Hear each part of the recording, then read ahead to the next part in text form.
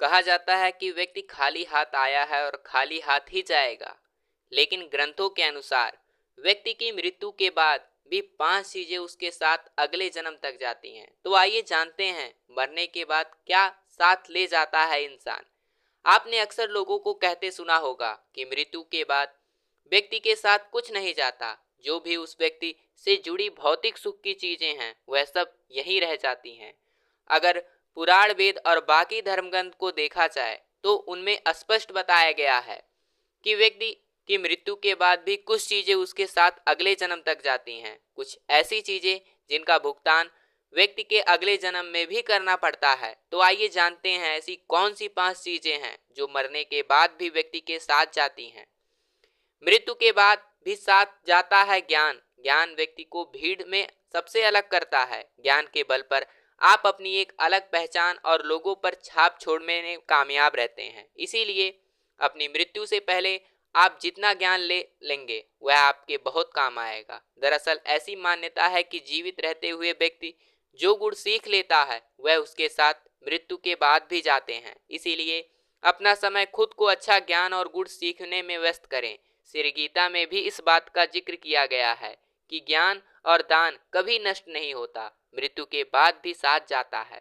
कर्ज, धार्मिक ग्रंथों में बताया गया है कि कर्ज कभी भी व्यक्ति का पीछा नहीं छोड़ता। अगर किसी व्यक्ति ने आपका भला किया तो उसका ये ऋण जैसा ही आपको मौका मिले उतार देना चाहिए। अगर आप किसी का ऋण नहीं उतारते हैं तो उसमें जन्म जन्मांतर तक चुकाना पड़ता है, वह कर्ज उतारना पड़ता है। अगले जन्म में वह कर्ज किसी के रूप में आपको चुकाना पड़ सकता है। साथ अगर आप अपने किसी का कर्ज दिया है और उस व्यक्ति की मृत्यु कर्ज चुकाने से पहले हो जाती है तो आपको भी बार बार जन्म लेना पड़ता है। इसीलिए ऐसे व्यक्ति की उसकी मृत्यु के साथ ही माफ कर देना चाहिए, आपके लिए उचित रहेगा। मृत्यु के बाद भी साथ जाती है वासना और मोह।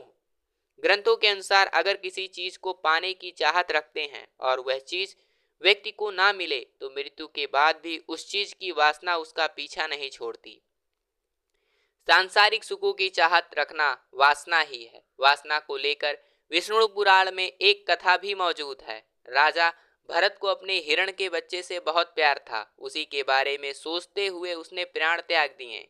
अगले जन्म में राजा को खुद हिरण के रूप में जन्म लेना पड़ा। इसीलिए कामना और वासना को अपने मन में हावी ना होने देना चाहिए। साथ ही किसी भी चीज को लेकर अधिक मोह नहीं होनी चाहिए। मृत्यु के बाद भी साथ जाते हैं कर्म। गीता में कहा गया है कि मनुष्य जीवन कर्म के संभव नहीं है। हर पल मनुष्य अच्छे या बुरे कर्म करता है। मृत्यु समीप आने पर व्यक्ति के कर्मों द्वार ही तय होता है कि उसे परलोक में सुख मिलेगा या दुख। इन्हीं परिणाम से अगले जन्म में अच्छा या बुरा फल प्राप्त होता है। कर्म 7 जन्मों तक व्यक्ति का पीछा नहीं छोड़ते। इसका एक उदाहरण महाभारत में भी मौजूद है। बाणों की सैया पर लेटे हुए भीष्म को भगवान श्री कृष्ण से जब भीष्म ने पूछा कि मुझे ऐसी मृत्यु क्यों मिली तो भगवान कृष्ण ने उन्हें 7 जन्म पहले की घटना याद दिलाई। 7 जन्म पहले भीष्म ने एक अधमरे सांप को उठाकर नागफनी के कांटों पर फेंक दिया था।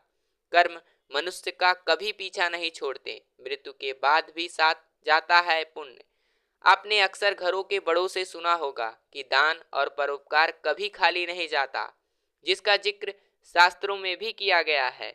जीवन में अगर कोई अपरिचित व्यक्ति आपकी मदद करता है, इसका अर्थ है कि वह पिछले जन्म में आपके द्वारा किए गए दान और परोपकार को चुका रहा है। इसीलिए दान पुण्य करते रहना चाहिए।